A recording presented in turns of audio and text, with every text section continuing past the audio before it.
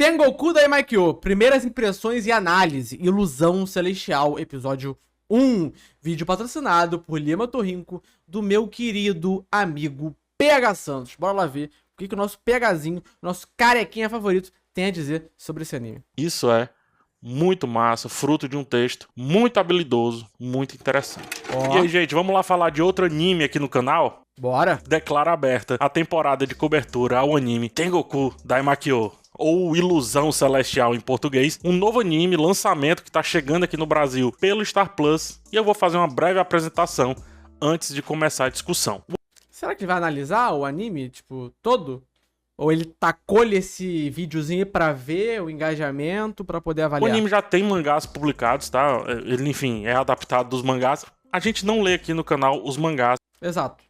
Lê coisa de nerd, tá certo, PH, tá? Um posicionamento importante. Pra não estragar a surpresa e a análise. Eu acho que a análise ela fica mais interessante, feita de fato semanal, sem precisar necessariamente antecipar os assuntos vindo dos mangás. Então, cuidado quando for comentar, coloque a tag de spoilers quando você for falar algo relacionado ao mangá. Mas enfim, Ilusão Celestial acompanha uma realidade apocalíptica, pós-apocalíptica no caso, onde vários garotos e garotas estão cercados por um muro. Eles vivem nessa espécie de redoma, nessa proteção, tem tecnologia à sua disposição, assistem aulas, se divertem, interagem entre si e comem um tomatinho. por aí vai. Porém, há um mundo lá fora. O mundo fora do lado de fora, né? É essa ideia que é dada aqui desse mundo de fora que existe em muitas realidades, pelo que parece. Um evento então chamado Calamidade parece ter É o tal mito da caverna de Platão, né? Vamos ser sinceros. modificado a ordem natural das coisas. E as pessoas vivem então fugindo de monstros que ficam desse lado de fora, do lado de fora do muro. Em meio a isso, um jovem, Maru no caso, precisa ser escoltado para o que eles chamam apenas de paraíso, o que é aparentemente um lugar, mas que pode ser confundindo como sendo vários lugares ou uma ideia, a gente não Tô começando a achar que esse tal de paraíso é onde as crianças estão, né? Será? Acho que faz sentido, né? Faria sentido. sabe ainda. Kiruko é sua guia, mas ao mesmo tempo não sabe muito bem pra onde ir. Às vezes, nem como protegê-lo, ela sabe direito. E assim, os dois vão enfrentando problemas encontrados pelo meio do caminho e por essa jornada que nos levará a conhecer o que está de fato para além da muralha. Que perigo é esse? Que realidade é essa? Sem spoilers ainda, tá? Eu sinto aqui no anime um tom bem reflexivo. Um tom? Ah, já chama o tom assim de primeira? Pô, caramba, cara, foi rápido, hein? Tem muitas frases soltas que, se analisadas só elas, sozinhas, já dão grande repercussão aqui pra mim em texto. E tem todo esse clima meio de terror também, ou pelo menos é assim que eu concluí no primeiro episódio. Também, cara, eu falei sobre isso. Acho que foi reagindo ao vídeo do Marco, né? Que ele falou sobre Tengoku. Cara, pra mim esse episódio, principalmente a parte que eles vão lá pra casa da mulher, né, pra pousada, tem muitos takes ali, né, enquadramentos e tudo mais, a direção consegue passar uma vibe muito boa de terror ali, né, então eu acho bem bacana. É muito cedo pra dizer, mas tem credenciais interessantes aqui acontecendo, tá? Os mesmos que me indicaram Chainsaw Man, me indicaram Tengoku Daimakyo, e por isso vamos falar sobre ele aqui no canal, também dado sucesso aqui na cobertura de Chainsaw Man, tá? Importante. O episódio novo do anime sairá a cada sábado, lá no Star Plus. O estúdio é do mesmo estúdio do Haikyuu, outro anime que eu amo, né? Mangá também que eu adoro, e que pelo estúdio promete uma qualidade no mínimo interessante. Trilha sonora da mesma turma do Chainsaw Man, e também garante uma qualidade no mínimo interessante, porém, eu só vou fazer as resenhas bem depois de sábado, tá? Terça-feira, por aí. Então, tudo bem. A gente te perdoa. Não espero que seja antes disso, a não ser, obviamente, dependendo da audiência, tá? O anime está apresentado. Caso não tenha assistido, você agora vai lá assistir 20 e poucos minutinhos e volta pro resto do vídeo agora com spoilers. Aqui no YouTube, aqui embaixo, tem a minutagem e por isso, vamos lá o que interessa. Bora lá que eu tô ansioso. Olha só essa edição da Treuzo, hein, mano? Eu sou muito fã da Treuzo. O primeiro tema a ser debatido aqui não poderia ser outro senão o tal do muro, né? Esse símbolo que representa de maneira muito básica uma possível divisão, uma possível barreira entre dois espaços físicos. Mas, Se a gente levar para uma realidade alegórica do episódio, é também um entrave entre realidades. Pode ser também, por que não, uma alegoria. A barreira entre duas ideias, entre visões de mundo diferentes. Mais do que isso, o muro simboliza não só separação, mas proteção e, em alguns casos, opressão. Guarda esse último significado porque vai voltar daqui a pouco, tá? O muro, enquanto visto como um símbolo de força e estabilidade, por outro lado também pode ser visto como um fruto de medo, né? Verdade, faz sentido. Isso faz sentido. Ou seja, porque o muro tá ali porque ele tá provendo a segurança das crianças, a estabilidade daquela vida delas, onde até então é perfeita. Só que, ao mesmo tempo, o muro também cria esse sentimento de opressão, porque elas vão ter que viver ali, aparentemente, pro resto da vida. Viver presas ali dentro. Mesmo que o mundo lá fora seja uma merda. E elas não têm esse direito de escolha, ao menos. Eu sei que parece meio absurdo você ter que escolher entre uma vida perfeita, preso num lugar, ou uma vida talvez caótica, mais solto no mundo, mas só delas não terem o direito de escolha e viverem num mundo que existe só ali dentro, criado só pra elas, e onde elas nem sabem a verdade sobre tudo, também não é algo muito legal, né? Isso aí é uma realidade criada pra elas, mas que não representa a realidade em si do mundo. Ou seja, constrói-se aquilo porque se tem medo. Pacific Rim, Attack on Titan e até, meio que brevemente, o filme Guerra Mundial Z trabalharam esses pontos. Já falaram Neverland sobre esses temas. É um tema muito caro no Oriente e no Ocidente, sempre se repetindo, inclusive, porque há décadas, séculos, quem sabe, a gente debate o diacho do muro e todas as suas representações que eu citei agora. Muralha da China é fruto do medo, por exemplo. Bem como o suposto muro separando o sul dos Estados Unidos do México. Temos o Muro de Berlim, que separa, então, duas ideias, duas maneiras de ver o mundo, capitalismo Muro é feito pra separar, galera. Se você quiser juntar, aí tu faz uma ponte, né? versus socialismo, como também tem o muro da sua casa te separando minimamente do vizinho. A questão que eu trago em cima dessa reflexão inteira, porém, é o quanto de fato, o quanto realmente o muro protege ou só impede momentaneamente de ver a verdade ou o que está para além dele. Mais ainda, de fato, precisamos ver as ideias para reter as ideias? Putz, eu te convido aí a assistir O Homem do Castelo Alto, série, ou uma série, né? Ou então ler o livro e ver que às vezes basta um fragmento passar, uma mínima informação passar para uma realidade inteira modificar. Nesse caso aqui do Homem do Castelo Alto, o lance do Muro de Berlim. Não só do Muro de Berlim, no caso, porque o muro é diferente aqui, né? Porque o Japão que ganhou a guerra, o Japão e a Alemanha ganhou a guerra, enfim, são outros 500. Mas enfim, o garotinho, né, o Tóquio, no primeiro contato com a garotinha, a Mimihime, eles falam rapidinho sobre esse mundo do lado de fora e rapidamente muda as reflexões daquele garoto sobre o local onde estava. Só para citar, obviamente, um exemplo, tá? E aí eu venho com a pergunta: e se um vizinho seu, separado por um muro, gritar que vai dar R$1 milhão para aquele que o abraçar primeiro? Será que você vai querer suplantar ou não a ideia desse muro? Ou seja, basta ouvir a ideia. Eu vou pular o muro.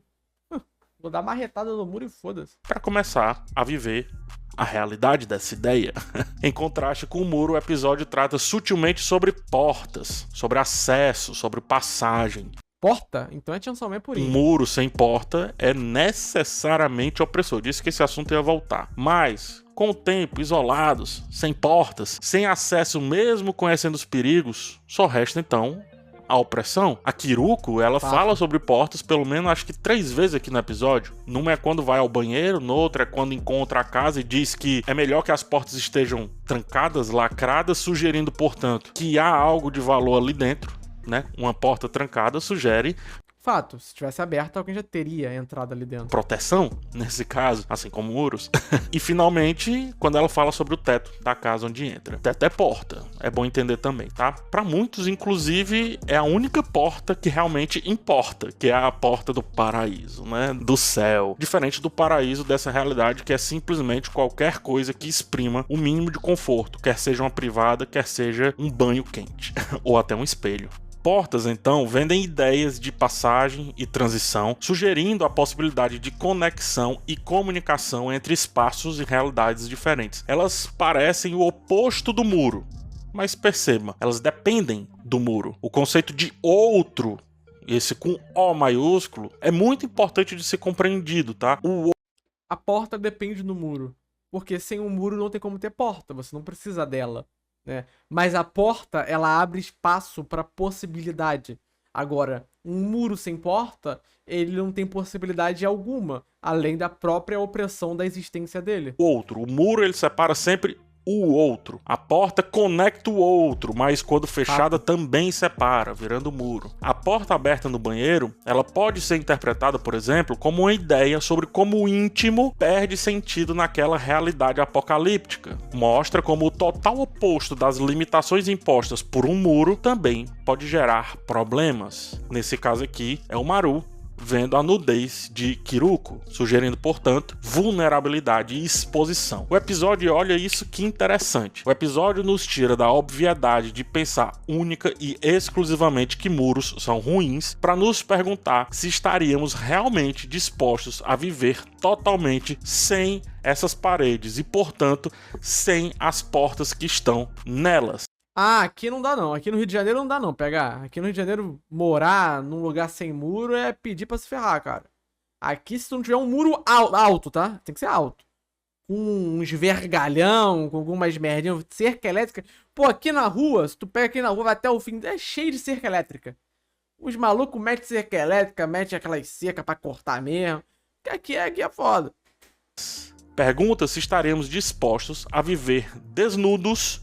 Caco de vidro é muito triste, tá? Machuca os gatinhos, cara. Para a realidade. Tratar levemente os monstros ao final é também perguntar se estamos a par da realidade, fora do que julgamos realidade, fora do que julgamos limite. Para aquelas crianças, a muralha. O que eu quero dizer é, trocando em muitos miúdos, você quer viver todos os sons que o seu vizinho emite e todas as imagens que eles geram? Você quer viver todos os monstros que estão do lado de fora, entregues por essas pessoas que não são você, não têm a sua cultura, não têm a sua realidade? Ao analisar Não, eu tô bem tranquilo vivendo na minha casa. esses símbolos em conjunto, muro e porta, podemos refletir sobre a complexidade das relações entre proteção, controle e liberdade, e como esses temas são explorados e representados na narrativa do episódio em questão. A interação entre os signos sugere que Signo. a busca Eu sou virginiano, cara. por um equilíbrio entre segurança e liberdade talvez seja uma preocupação central da história desse anime, e que a construção de muros e a abertura de portas são processos intrinsecamente ligados à experiência humana de navegar pelo mundo da verdade e o suposto mundo da mentira, sobre enfrentar seus desafios e incertezas e sobre enfrentar talvez a si mesmos, pelados, nus por completo, Largados e pelados, tá? e com todos os sentimentos à mostra. O episódio também fala sobre sentimentos, é bom lembrar. Falamos aqui também sobre blefe, e como para quem está armado com armas de fogo, aqui no caso, o blefe Tem armas de fogo em Tengoku Daimai-Kyo, tá? Muito importante esse apontamento. é o suficiente para gerar uma dúvida fatal. O problema é que também leva à cobiça, o que não foi tratado aqui, pelo menos ainda, mas eu acho que deveria, apesar de que penso que cortaram por conta do tempo. Enfim. E aí você pergunta, dentro desse assunto, ora, por que aqueles caras estavam ajudando a dupla, se eles são maioria adultos, né? Os dois ali são adolescentes, ou então pré-adolescentes, enfim. Pois bem, Maquiavel nos ajuda quando fala sobre a importância da imagem e também do engano na conquista e na manutenção do poder do rei, do poder do governante. Obviamente ele oferece uma perspectiva para príncipes e herdeiros, né? E o príncipe, o nome do livro é bem sugestivo, mas a gente pode aplicar nesse contexto quando falamos sobre a ideia da arma que O grande e pau no cu Maquiavel, né, cara? Esse daí fez história. aparenta ser poderosa, mas na verdade não possui grande potência assim. O poder da aparência, do que parece ser e nem sempre é, no caso aqui. Ela funciona então como um símbolo de controle, como se fosse mais eficaz projetar uma imagem a respeito de algo, a respeito das nossas verdadeiras capacidades, do que confiar apenas na força bruta ou na violência direta. Justamente o que Maru faz aqui, partindo para o combate, querendo logo provar que tem força. Em contraponto a Kiruko, que demonstra-se mais sagaz ou experiente, entendendo que recursos como projéteis, as balas no caso, valem inclusive mais do que gente dentro daquela realidade. Quer dizer, Não sei só se dentro daquela realidade não, tá? Curioso como o vilão pergunta, né? A sua bala vale mais do que eu? Vale mais do que minha vida? Vale. De fato, se a gente pensar bem, a resposta é sim, inclusive aqui, né? Um tiro, ele tem o exato valor de um indivíduo, já que pode rapidamente ele Matar ele, né? Obliterar. tirar a vida. E Kiroki entende essa dinâmica e aplica a seu blefe muito bem. O episódio ainda usa isso para fazer um pouco de humor. E eu diria um bom humor, tá? Eu gostei. Aí no final das Deu risada, tá? Fala contas, dele. essa segunda reflexão que eu trago não deixa também de ser um paralelo com a primeira reflexão que eu trouxe, que é, no caso, o ponto central do episódio, acredito que do anime como um todo. Kiruka, ela construiu um muro entre a sua verdade e a aparência de ter uma arma. E isso foi o suficiente para que seus inimigos não atravessassem as portas colocadas, escancaradas. Quando viram que a verdade não era do tamanho que se imaginava pela sombra projetada nesse muro fictício, eles avançaram, mas aí se defrontaram também com outra realidade. É o conceito trazido aqui, o lado de fora de lá fora. A arma parecer um blefe é o lado de fora, primeira camada. E a arma de fato a atirar, ainda que só um tiro, é o lado de fora do lado de fora, segunda camada, ou seja, É muita camada, já virou Photoshop isso aqui. É muita layer. a verdade verdadeira da verdade. Esse conceito é muito massa e eu acredito que falaremos sobre isso no futuro. E eu acho que esse também é o grande aspecto que eu destaco desse primeiro episódio. Acho não, esse é o grande destaque do primeiro episódio, porque isso me empolga muito pelo que tá por vir. Ora, é um assunto que cabe no assunto. A gente tá falando do lado de fora desse lado de fora. Quando você junta os dois conceitos, vamos supor o muro, que seja a primeira camada, com porta, que é a segunda camada, você gera um terceiro conceito. Ou seja, ela vai do macro pro micro.